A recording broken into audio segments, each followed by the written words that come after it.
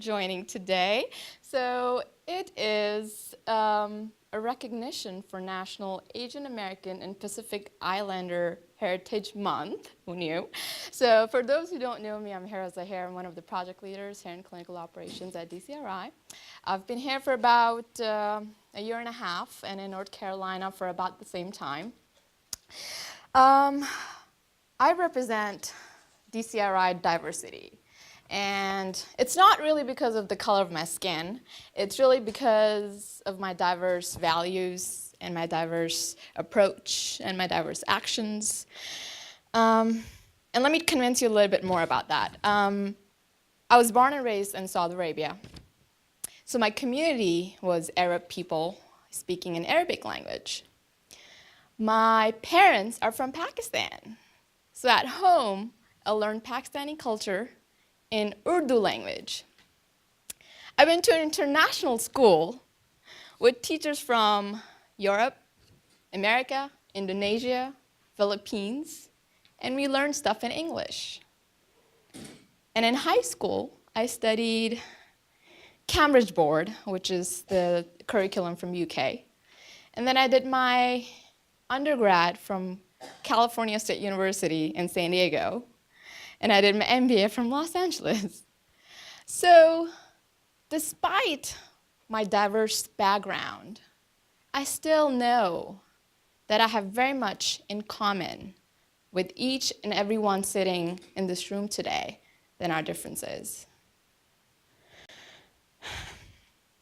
And I just need to allow myself to look beyond how you look, your appearance, what language you speak, and what you're wearing, and allow myself to interact with you. And for me, this was really put to test when I moved to Los Angeles downtown and there were homeless people who have schizophrenia. And like most, I would just walk past them and not look back and completely ignore. And I had to tell myself that I need to look beyond their appearance and look at them as human beings and respect them. And as I started doing that, I realized that it was my own perception of them that was making me uncomfortable around them.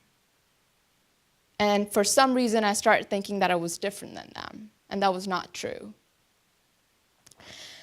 So my short message was to really just look beyond how we appear, what people say, their accents, and really get to know them on a personal level.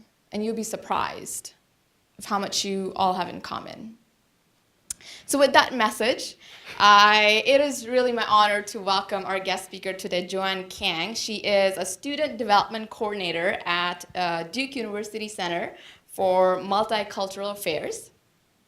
In her role, she advises several student organizations, including Asian American Alliance, Asian Students Alliance, and DIA, which represents the 6 major nations of South Asia, including India, Pakistan, Bangladesh, Bhutan, Nepal, and Sri Lanka. She is also in charge of planning an annual Asian American Pacific Islander Heritage Month observance and oversees workshops and dialogue programs, including a program called AAPI Community with TEA in the end, to cultivate inclusive communities on campus.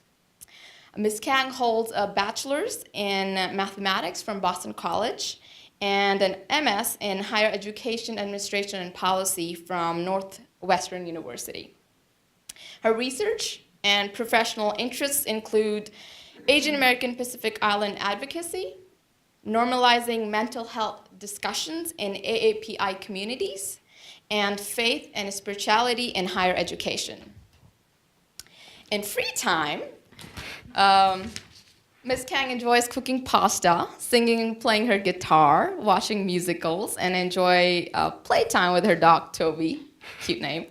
Her presentation today is titled, Think Before You Speak. And it further reads, Microaggressions Against Asian Americans and Their Impact. So please give a very, very warm DCRI welcome to Joanne Kang. Thank you. Oof, that introduction is really awkward. I had to write it for our staff website, and I kind of smile and cringe at the same time when I hear it, but yeah, but thanks so much to all of you at the DCRI, especially Gina, who invited me to speak, for Hira, who introduced me. Again, my name is Joanne Kang. I'm a student development coordinator, which is basically a fancy way to say I work with students and hopefully involving in their development during their time in their university. So mainly undergraduate, but also graduate students on the university side at Duke. I've been there for about 9 months or so, since September. So I guess that makes 8 months. And yeah, I'm really happy to be here for what I like to call for short APIM, which is the Asian American Pacific Islander Heritage Month. It's nationally celebrated each year in May. It was ordained, I think, by Bush the first, President Bush, back in the 80s, or something like that. I have to brush up on my history. And it's continually celebrated every May. Typically on the university side, we celebrate it in April because students graduate and are gone in May. So yeah, so again, my presentation is called Think Before You Speak, Microaggressions Against Asian Americans and Their Impact. Lots of big words, lots of concepts, but really to kind of summarize it, it's basically a presentation on some things that Asian Americans hear a lot during their lives and why some of them really hurt to hear. And so in this presentation, I'll be going over some of the historical roots and stereotypes that these microaggressions are rooted from and some of the impact that it has on and why it hurts, to kind of show you the diverse perspectives that Asian Americans hold and to just show you some untold stories that you may benefit from hearing. So to tell you a little bit more about me and why I may have some sort of authority on speaking about this topic, because I studied math and education, does it really have anything to do with who I am? Well, so I was born in Seoul, South Korea, and I grew up in San Jose, California. Very different places, but growing up, I heard a lot of things said about me and to me while I was walking around in the grocery store with my family, while I was obviously walking around in the middle school and high school hallways, and just living life in California, that kind of told me about the perceptions that the American culture had about me based on what I looked like and where they thought I came from. So, you know, I had questions asked like, do you eat dogs? And I'm like, no, I have a dog named Toby at home. I play with him all the time. Like, I do not eat dogs. A lot of people would say, in really hurtful ways, go back to China. And I'd be like, well, I've never been there. And I could hardly tell you where it is when I was that age. So some of those things too, straight up, really hurtful racial epithets such as F you chink, which is a really hurtful term that a lot of Asians hear. And I still continue to hear them sometimes on a daily, or not a daily basis, but on a regular basis, and it really hurts. So, and back then when I was growing up, I didn't really have the tools of psychology or sociology or history to understand where they came from, and also on tools on how to fight back against them. But going through college at Boston and graduate school at Northwestern, I was able to learn about some of the things through classes, through talking with my classmates, through Wikipedia and Google, that I kind of summarized here in this presentation that I hope that will be useful to you today. So, to start, enough about me, is how many of you have heard of the term microaggression before? Okay, so I would say about half of the room. Of those who raised your hand, does anybody dare to tell me what they think is a microaggression? Yeah. I would say it's a little everyday action or thing that gets said that may seem minor, but in aggregate kind of adds up to something bigger. Yeah, that's a great way of saying it. So it builds up over time. Yeah. Anybody else have anything to add? I do think that a lot of people don't even realize they're doing it. And so that's the first step, is awareness. Yeah, a lot of times there's not a malicious intent on what people say. When someone gets hurt because of something you said, it's not really that you meant to hurt them. It's more like something that was said that you may not have understood that it could have meant harm. Yeah. So I think that's a pretty good understanding in the room. I'm really happy. So this is the snooty scholarly definition of microaggressions: the everyday verbal, nonverbal, and environmental slights, snubs, or insults, whether intentional or unintentional, which communicate hostile, derogatory, or negative messages to target persons based solely upon their marginalized group membership. So A lot of things are in here. It can be verbal, like you mentioned, or environmental actions, or just the lack of, or the presence of a picture depicting some image that could be microaggressive. It can be intentional or unintentional, which means you can say things innocuously, or you can do things with a malicious intent. And it's a lot of messages that really target people. Maybe it's based on their racial identity and religious, sexual orientation, or gender identity. A lot of the social identities in which we carry, in which some of them are targeted by society to be deemed less worthy than others. So that is a microaggression. And something that I like to use as an analogy for our students when we talk about the intentional or unintentional is when I step on Gina's toes, for example, I don't really mean to step on her toe, right? It happens when we're in close contact. But, and I didn't mean to, so the intent wasn't there to hurt her, but the impact is that I snubbed her toes. And so I think the correct reaction in that situation is to apologize and say, I'm sorry, I snubbed your toe, that was my mistake.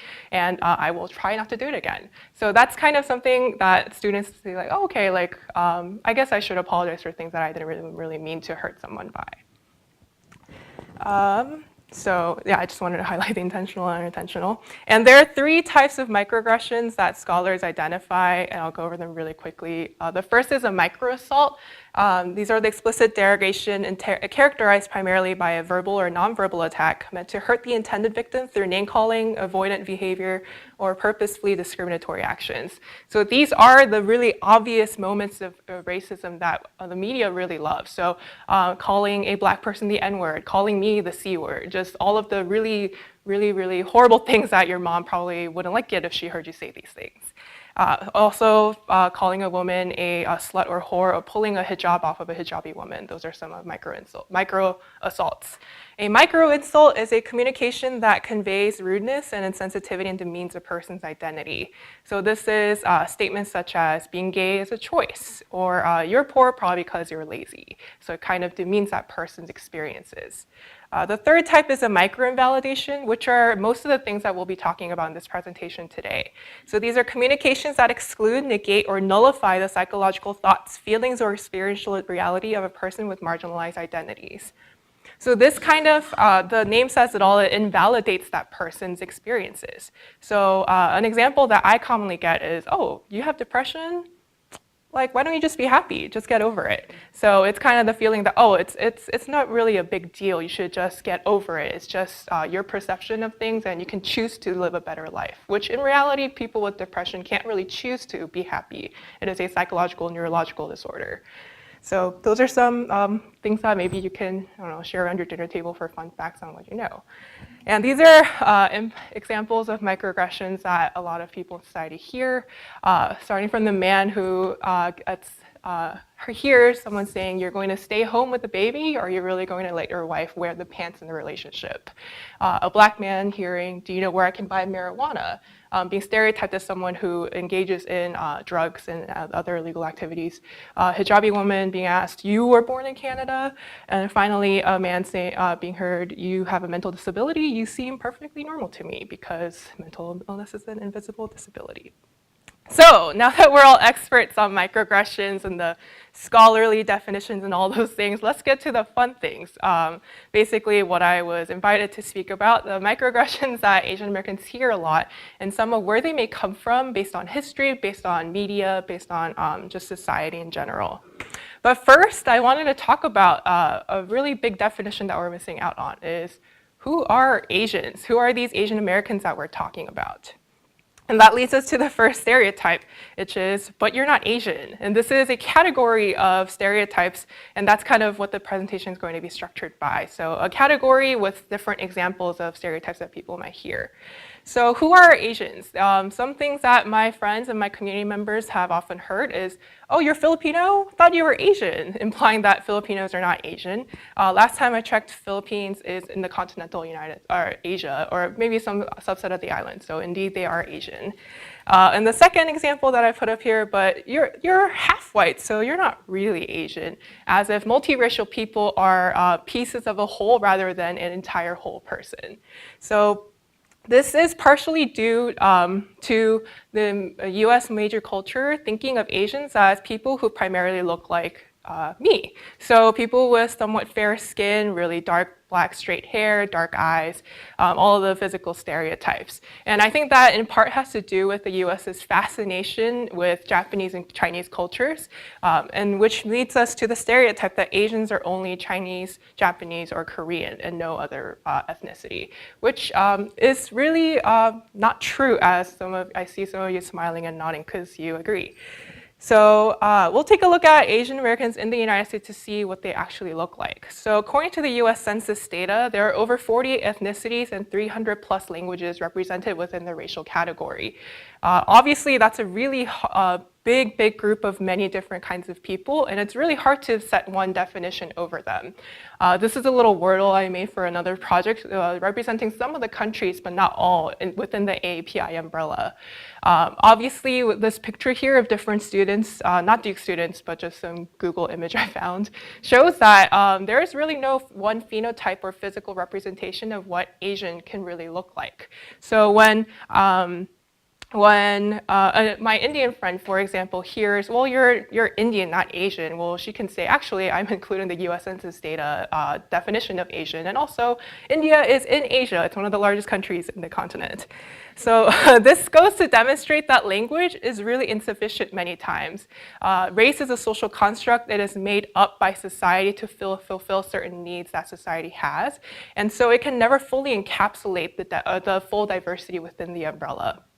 API as a term was popularized by the Obama administration to basically enhance visibilities of Asian Americans and their experiences, as well as increase political activism within that community. There is some debate about whether Pacific Islanders should be included with the umbrella because we have such drastically different experiences. I find that Pacific Islander communities identify much more with Native American communities because of shared experiences of colonization, genocide, and just the whole bunch of things that Indigenous people have faced. So when you say you're not really Asian, or when people hear that, it really delegitimizes their experiences and kind of is an external force telling the internal force, but this is your identity. I know more about you than you do, which we never really like to hear. So yeah, so next time we see an Asian person, or whoever, maybe it's better to take a step back and think about some of the assumptions that we've been taught through media, through culture, to think about who are really Asians and who are not. The next one, I'm sure all of us have heard at some point, spoken to Asian communities or to ourselves if we are Asian, is, where are you from? And this is a really persistent stereotype and microaggression that Asian Americans hear on a daily basis. So some of the examples are, how do you say blank in Chinese, regardless of whether you're Chinese or not? Where are you really from when you say something like, I don't know, San Jose, California? Can you teach me Kung Fu, Karate, Taekwondo? Because every Asian practices those three martial arts, which are from different countries. You speak English so well, no matter if you're born in, I don't know, Matawan, New Jersey, or Houston, Texas. And what are you? That's my favorite. I feel like I'm supposed to answer like, do you see me as an oriental rug, perhaps? Or am I an item to you? So those are things that I've all heard at some point. I'm sure many of us have heard it spoken to people, or have heard it spoken to us. And so some of the subliminal messaging and implications of these microaggressions are that you're not from here, you don't belong here, and you're foreign, exotic, oriental, and finally, you're not American, whatever that may mean, whatever it means to be American. So are there any more that people have heard of, maybe according to this stereotype, perhaps? Maybe like one or two. I think one of the ones that I'm most common with is that we, Chinese and Japanese, like what's the difference anyway? Right? Yeah. Going to a karate studio and asking them to teach Kung Fu, which is a Chinese martial art in a Japanese martial art center. Yeah, so that's a really good example. They're completely different countries. Actually, a lot of my Chinese American friends have trouble dating Japanese American friends because their parents hate each other because of a long history of colonization and war and ABCDE. So yeah, it's really interesting where the stereotype comes from, because if you read history books of resettlement in the United States by people from different nations, Asians have actually been here dating back to the 1600s, which is actually a far earlier date than many European Americans now racially categorized as white, who are presumably never assumed to be foreign. They're assumed to be automatically American. So this is all stemming from what scholars call the perpetual foreigner myth, that no matter how long you've lived here, no matter how many generations you go back, or no matter if you just arrived here, you'll always be a foreigner, like an outsider, like a you don't belong here. This is a photo campaign by the Wesleyan Asian American Student Collective.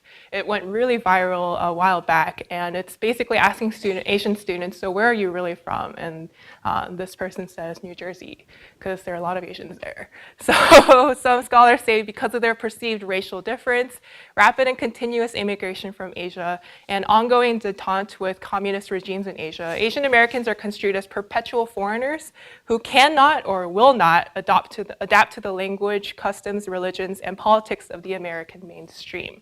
So they're kind of seen as disjointed puzzle pieces of a wider fabric of America, whether by will or by lack of ability, cannot or will not assimilate to dominant US culture.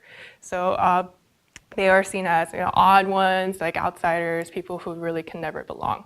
And media does not help but to reinforce this stereotype for ages and ages and ages.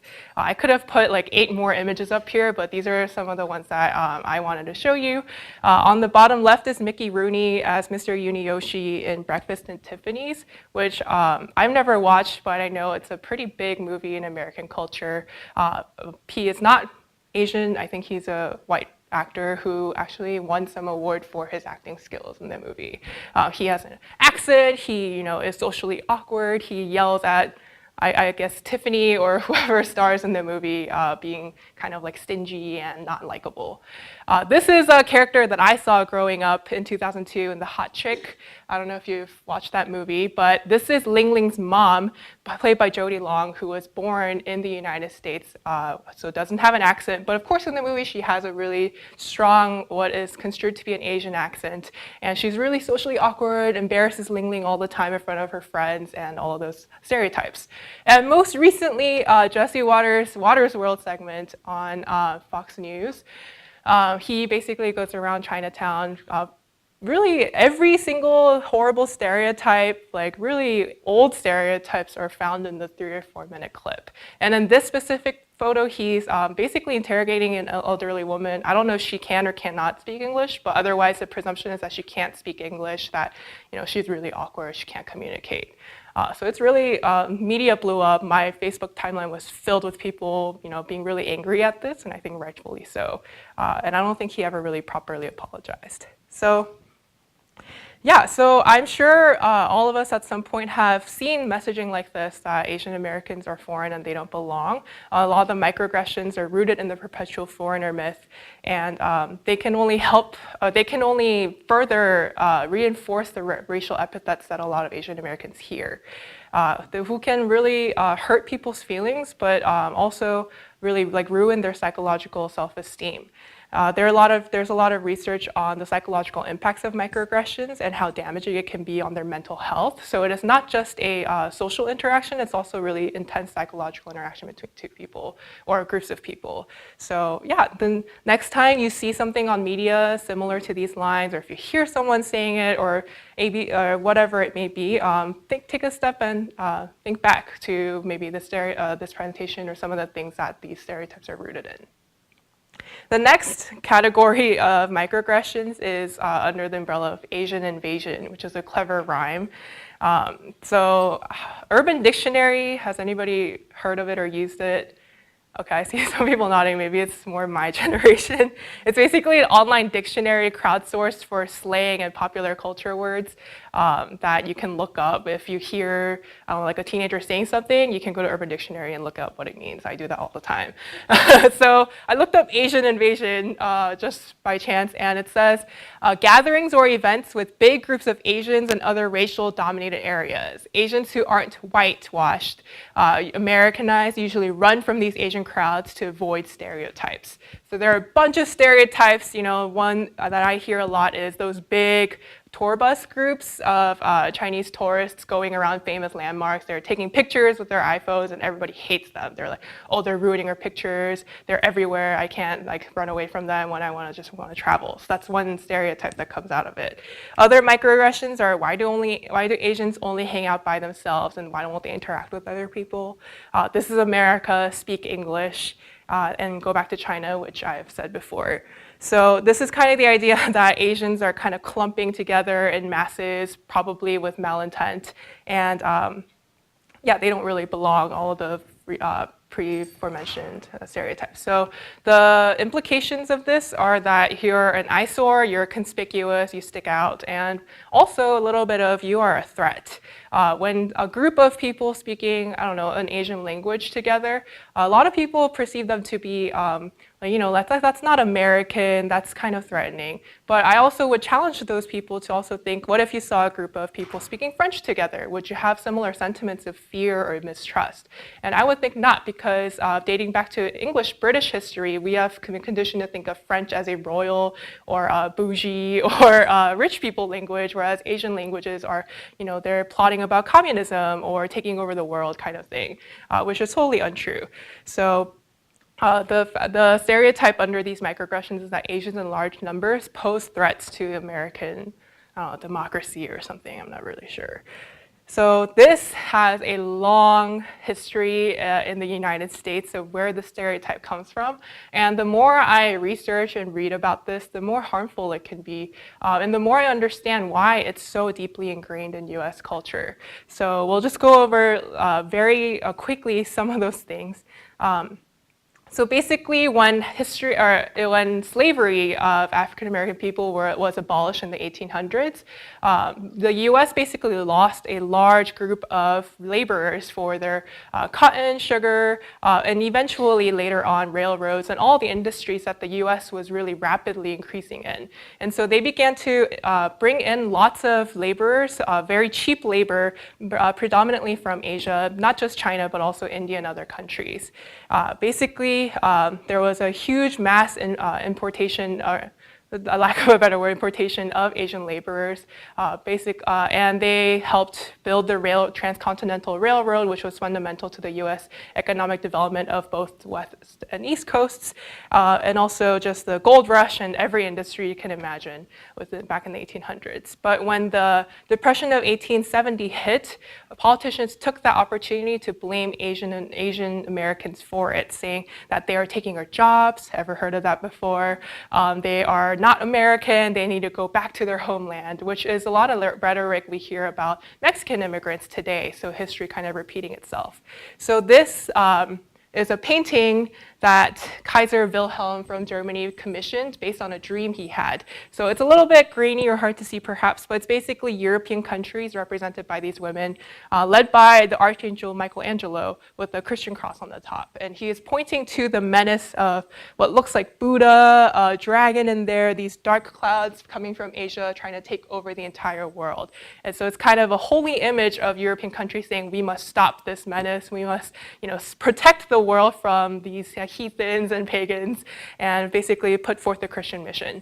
So that's one of the paintings. Another one is in the US, I think in Seattle, saying, shall we have Chinese? No. This is a politician's campaign event saying, if you really don't want Chinese, come out to my event and we'll talk about how we can get that to happen.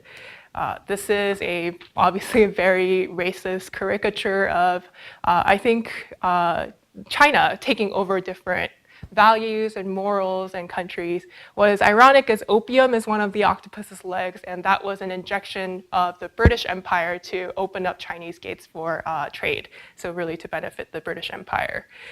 More recently, in the past 20th century, the World War II anti-Japanese sentiments were really, really strong. This is a really famous newspaper photo of a woman saying that Japs keep moving, this is a white man's neighborhood. And there are many, many more photos just just like it. This is not the only neighborhood. And finally, my favorite is this political cartoon urging U.S. citizens to buy war bonds to promote the World War II efforts. It says, "What have you done today to help save your country from them?" Comparing Japan and the Nazis as like kind of the evils that are threatening American democracy. Does anybody know who might have drawn these cartoons by chance? Dr. Seuss. Dr. Seuss, yeah. These political cartoons and many, many more like it helped establish his drawing career, which led him to be able to publish the books and get a publisher to take on them. So those are some of the books like Green Eggs and Ham that I may or may not read to my future children, which I have any. So yeah, and some of the sentiments today is racism is a thing of the past. It's no longer a problem that we have in the United States. You know, it may have been, you know, like before the civil rights movement, but it's no longer a problem in our society. And to that, I have a lot of things to say, but some of the things I have to say is the Japanese internment camp in which families lost their homes, their livelihoods, their farms, everything that they had for generations and generations, just all gone in one poof. Whereas Italian Americans and German Americans, some of them were interned in these camps as well, but really you never hear about them because it was such a small, minuscule number. In 1980s, Vincent Chin was a Chinese American man who was murdered viciously by two white men, being perceived as a Japanese American man who had taken their jobs from the auto industry when it was failing at the time. And the murderers are still walking free today. They haven't paid, or they haven't spent a single day in jail for the murder of an innocent man. And more recently, in February of this year, there were reports of several South Asian men, predominantly from India, who were shot and the last words that they heard were, you know, "Get out of my country, you Muslims," and they're not even Muslim. So yeah, so the murder of Srinivas Kuchibhotla and the injury he survived of Alok Madasani was this article that I was talking about. So it's clear that Asians somehow, I guess, pose a threat to American society, whether it's we're stealing American jobs, or we're a threat, we're spies for the Japanese Empire, or we're just Muslims, I guess. And these are stereotypes that actually lead to violence and maybe even death. And that's why these microaggressions are so harmful, is that they're not just psychological threats too, like we've heard, they also have physical implications a lot of times. And so when we continue to enforce these cultural notions of Asians being foreign, Asians being threats, we also help to birth some of these deaths and some of these harms that are done against the Asian American community. So I think that's why it's all the more important to be conscious and critical of different media representations and different conversations that are had in our communities. The next category of microaggressions is the good minority. So Asians are often called what is termed to be the model minority, aka they are a model for other minority groups to someday hope to be like. So it's usually used to disprove racism against African Americans primarily, and also later Latinx and Native Americans, saying that, you know, these Asians, they're doing so well, you guys are just lazy and that's why you're not doing so well, which is completely untrue for reasons that we'll see. So some of the microaggressions are examples of this microaggression are Asians are smart and nerdy, especially in STEM. As a person who studied math, I struggled real hard to get my bachelor's. Math was a really, really hard degree. I don't have natural super abilities to be talented in it. I wish I did, but that's not a gift I have. Asians don't need support, whether it's from the university, from, I don't know, health institutes or hospitals, because they're all doing well socially, economically, mentally, et cetera. And that's obviously not a good stereotype, and you're not really a person of color. Often in initiatives in maybe higher education or other organizations, when there's an initiative for increasing diversity or recruiting people of color, Asians are often forgotten or excluded entirely out of that category because they're deemed to be doing so well that they're not really people of color, right? So some of the implied messages about these microaggressions are, you don't really face racism or discriminations, Asians are better than other minorities, and your struggles are invalid, which was actually one of the definitions of microaggressions, if you recall back, the micro-invalidations. So These are actually really good examples of well-intended microaggressions. Like we said, the difference between intent and impact. These are maybe what are considered to be positive stereotypes in which, you're smart. How can that be an offensive comment? Well, when I was studying math and I was perceived to be good at it, I actually had this pressure on me to actually get A's all the time. And if I got a B, I was really beating myself up for and say, oh, I'm being a bad Asian, like I'm supposed to be good at math. And so that actually helped deter me as a college student from seeking out help, seeking out tutoring services, going to office hours, because I was like, well, Asians are supposed to be good at math, and everybody in the office hour, nobody is Asian. So those are some of the things that can lead to failures from positive stereotypes and many others. So these are some examples of how the model minority myth can be displayed in newspapers and media. This is a article by Nicholas Kristof, who writes a ton of commentary for the New York Times, who I may or may not like. I actually really don't like him. The article is called The Asian Advantage, and he, not an Asian person, talks for a length of time about why the Asians are so successful, why so many of them graduate from Columbia University. These are some older examples. This one says, Asian Americans, the drive to excel. And that gentleman was wearing a Stanford, sweatshirt, and I think that definitely is Stanford because I grew up around there. This is a Time magazine from the 1990s saying those Asian American whiz kids with books, with computers, with just a backpack, just all the academic stereotypes of Asians. So a lot of US scholars who study Asian American success, most of them not Asian, for some reason, they credit Asian culture for our success. They credit Asian emphasis on effort, dual parent households, Confucian focus on academics, basically a whole pot of various cultural ingredients that lead to Asian success, saying, it's entirely due to their culture. Black people, get your stuff up. That's basically what these articles are implying. They're constantly comparing Asian Americans to other minorities, which is completely unfair. But I want to pose a question, what if it's not culture? What if it's not my parents' Confucian belief somewhere that I was able to go to a good college? What if it's all artificially made by US standards of immigration, and what kind of Asians are allowed in the US and who are not allowed in the US? So US immigration policies are dependent on labor needs. Like we've mentioned, the railroad, the cotton and sugar industries really largely dependent on Asian labor after the abolition of slavery because there was a huge gap. And we still see that kind of trend today when there is a strong need for highly educated people in STEM to work in engineering, in chemistry, and all of the industries, some of which are represented in DCRI, the biomedical research and all those things. This is a chart that I had to study for a while to be able to explain it to you, but basically this shows the level of college degree attainment for 3 different ethnicities, Chinese, Vietnamese, and Mexicans, with the average of non-Hispanic whites in the red dotted line and the non-Hispanic blacks in the blue line below. So these are people, so if you look at the black bar, for example, this is a number of bachelor degrees that people in Mexico have on an average level.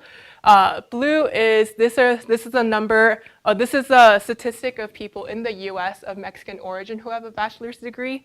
And this is the average the bachelor's degree attainment overall for the entire US population. So for Chinese Americans, there is a huge disparity between people in China with bachelor's degrees and people in the US with bachelor's degrees, meaning that the US is very specific about what kind of Chinese immigrants can come into the US, which are basically really disparaged. They're very much more highly educated than the rest of the Chinese population.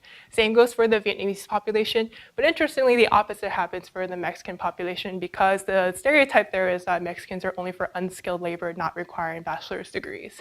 So what does this all mean? The stereotype and maybe some of the truths around it are artificially constructed by US immigration needs because well-educated students come from well-educated families statistically. Parents with college degrees, their children are more likely to have college degrees, and that's a repeating cycle of privilege. And we see that maybe this is a part of the reasons why Asians are perceived to be so highly educated. Well, maybe because it is. Why? Because the US only lets the educated ones in. So when I found this, I was kind of upset but also curious about my own family's immigration history, because my dad was recruited by a technology startup to move to California. But I also know a lot of my friends who are also from Korea who are undocumented immigrants right now because their parents weren't so lucky because of whatever circumstances, and they don't have high-skilled labor jobs that allow them green cards and visas and whatnot. So these are the different narratives that we don't really hear about often, but these are also some of the microaggressions that result out of it. And because Asians are thought to be doing so well, their struggles are all often put under the rug. I think that's the correct thing, or swept under the rug. There is a large population of undocumented Asian immigrants, like I've mentioned.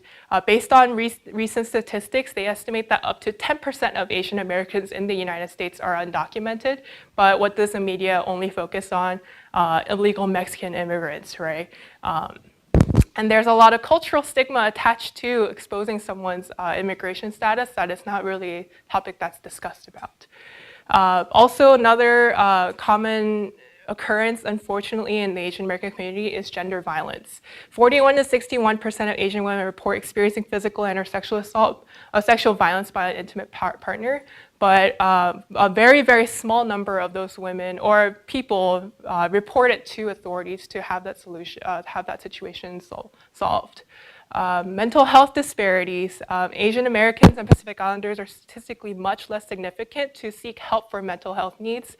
There are a lot of reasons why there's a language barrier for a lot of our communities. There is a cultural stigma about admitting that you have some sort of mental health need and are able to discuss it. People are more likely to depend on their friends or relatives rather than go to a professional for some of the needs because of the communal culture that a lot of us have.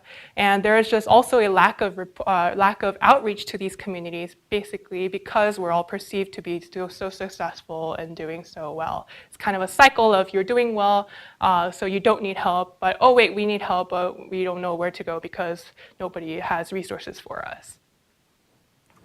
The last one is kind of a fun one, I suppose, to take a little breather from all the really heavy statistics, is Asian food. This is a really common one that children in the US grow up really hearing a lot of. And I put where do we begin because there's so many. So, gee, dog meat. Ew, what is that? It smells weird. You're Indian? Oh, I tried this tikka masala place in Michigan once. Have you been there? It's like, no, I have never been to Michigan. And I've heard that so many times at the airport when people ask me where I'm from.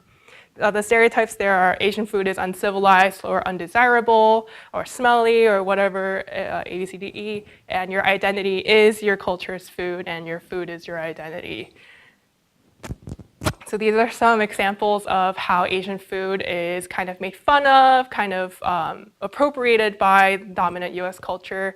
The top two images are related. There's a food magazine online, Bon Appetit, who filmed this chef. I think he's in Philadelphia, saying this is the only and this is the right way to eat pho, which is a Vietnamese dish. People said that's kind of ridiculous because I'm Vietnamese, I'm from Vietnam, and there's so many ways to eat pho, and it's kind of weird to see someone not in our culture, not from our country, telling us how to eat our food. So Asian American comedians had a field day with this. This is Jenny Yang, who is hilarious. She made a spoof video saying this is the only way to eat PB&J with lots of mayo, and you have to cut the crust off, and these are the ways you have to cut. That's the only way. Like, that's the only way to eat PB&J. These stereotypes might root from some of these stereotypes dating back to the 1800s. This is a New York Times article. You can still search it on their online database saying, do the Chinese eat rats? That's how filthy and dirty and immoral they are. And there are lots of articles talking about those types of things. And lastly, some of the sad pieces of that is an op-ed by a Asian woman, I can't remember her name right now. It says, how it feels when white people shame your culture's food, then make it trendy. So she talks about how this really classic Cantonese dish of bones and stews and bone broth, she was really made fun of for bringing that to the lunch cafeteria and just eating it with her friends. But now she sees all of these restaurants not owned by Asians making it and making a big profit out of it. I actually also saw bottles of bone broth in Whole Foods being sold for $8 a pop. And it's infused infused with citrus, so women can drink it as a daytime drink, which is so weird to me because I remember very clearly less than 10 years ago being made fun of for drinking bone broth. So yeah, also another thing is Asian restaurants are stigmatized for having so much MSG. That's actually, you might know better than I do, but from some of the research articles that I've read, MSG is actually not proven to be harmful to one's health. It was invented by a Japanese chemist for developing the taste of umami, which is basically the 5th flavor aside from the other 4, like salty and sweet. But a lot of chemists funded by different organizations said, no, this is really harmful. It's really bad for your health for pretty racist reasons. So this is something you can look up and tell me, because I'm sure you're better informed in science than I am. So yeah, I would commend people to really think about your comments on another culture's food, whether it be Asian food or really any other culture's food that are now becoming really popular. It may be really weird to you, like fish sauce, but that stuff, really strong smelling, is used in pad thai, which I'm sure a lot of people have tried and it's really delicious. Also consider maybe going to restaurants owned by people of that culture. Where does the profit go when a mom and pop shop of Korean food is seen as kind of like run down and dingy, as opposed to like a really trendy restaurant on 9th Street that I won't name that has Asian tapas and all of those things. I've never been, so I can't say, but I just make that connection of seeing my community members back from home really struggling to make a living off of Korean food, whereas other people who haven't really grown up with Korean food are making a lot of profit off of it. So that's just something to think about. So what now? These are some maybe suggestions or tips based on a lot of the times I've presented on different things about race and culture. People always say, so how do we fix the problem? Like, how do we change everything? Well, you can't really fix everything because culture is created out of hundreds and hundreds of messaging, and one person knowing something, as much as we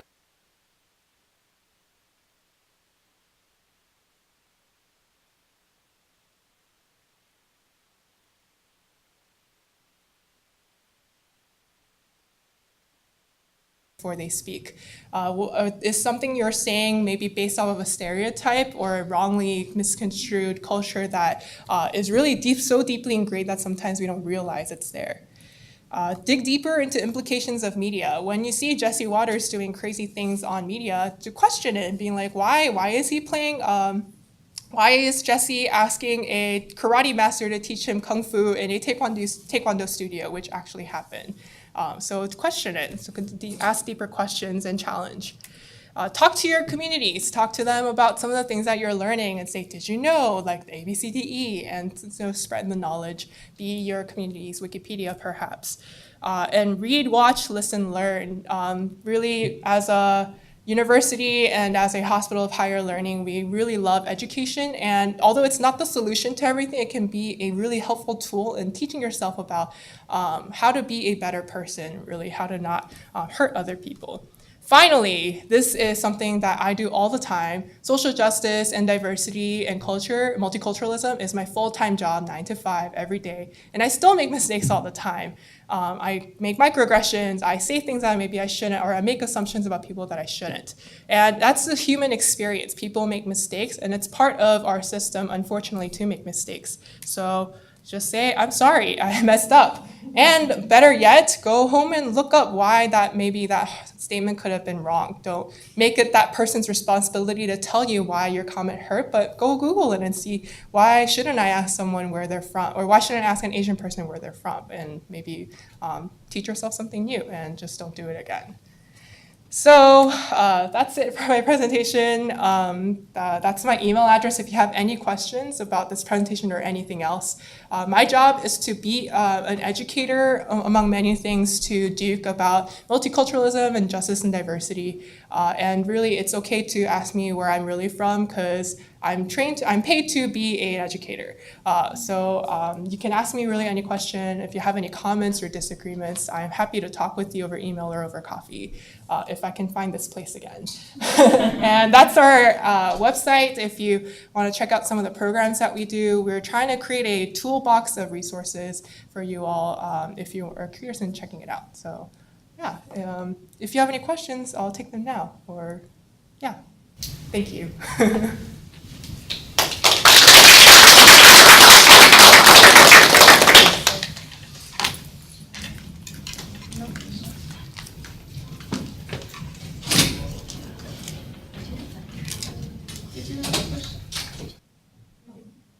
Yeah, sir. So in this day and age, as we find ourselves in the country right now, microaggression is kind of a cute way to put it. How about blatant full frontal aggression? So I feel like xenophobia, racism, things like that are mainstreamed. And what are your thoughts on that, and what do you suggest people do to overtly address issues like that? So a person making macro aggressions against Yeah, it's basically become endorsed as part of our fabric of society, in my opinion. Yes, by the president. Yep, you said it, I didn't. That's my job, to say these things. Yeah, the way I see it is, I'll give you an example. So one of my really good friends from back home is I'll change his name to like Justin.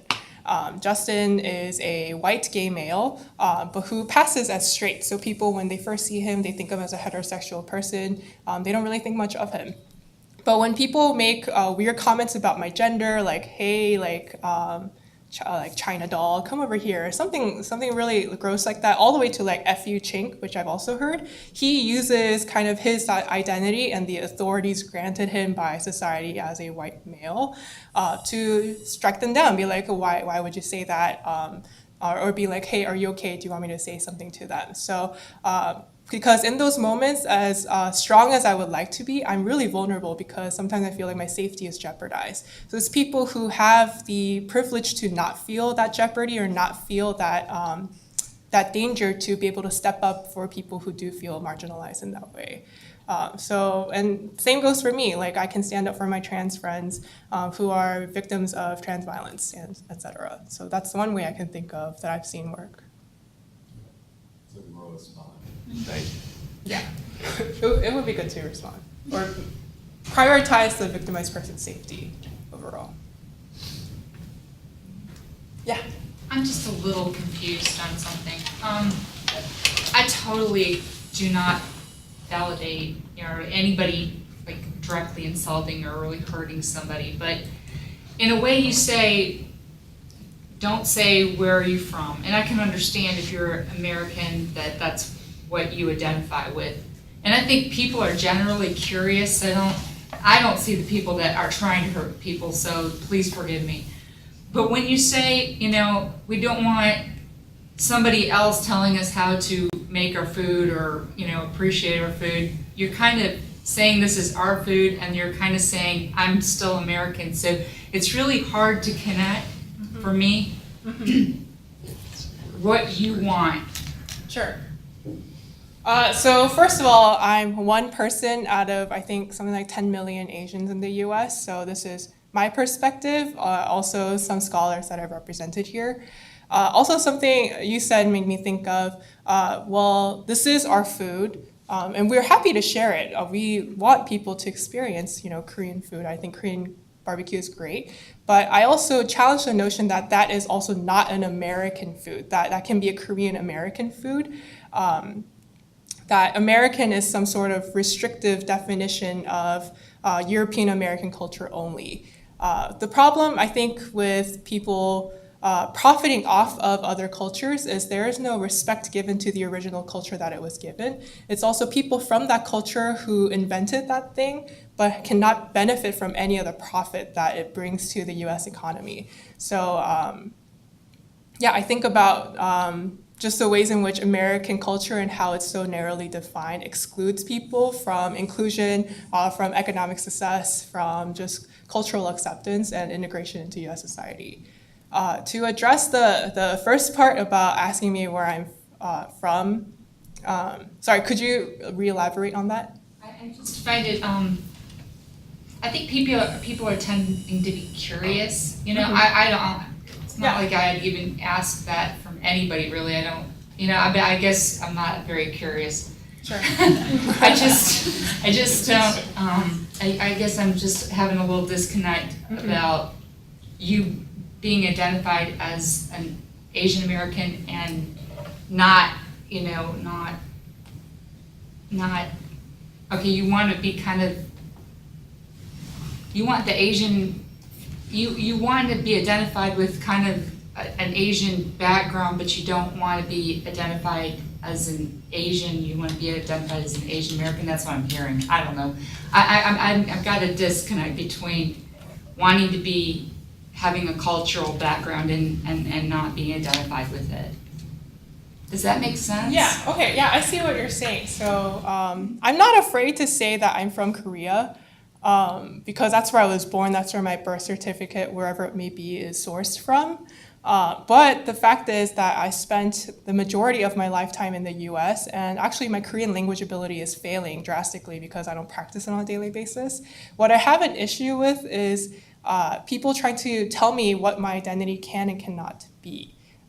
So telling me that what I can be and what I cannot be. So for many Asian Americans, they're told you can either be Asian, exotic, foreign, only speaking Chinese, or you can only be American. You cannot eat Asian food. You cannot eat speak your home language. You cannot eat dirty Chinese food in the cafeteria, etc. And it's always a polarized identity spectrum. But what I'm saying is that those two don't have to be so different. You can be Asian and you can be American. And what you think of yourself is the most important thing rather than what anybody else may kind of project onto you. Thank you. Yeah. Any other questions?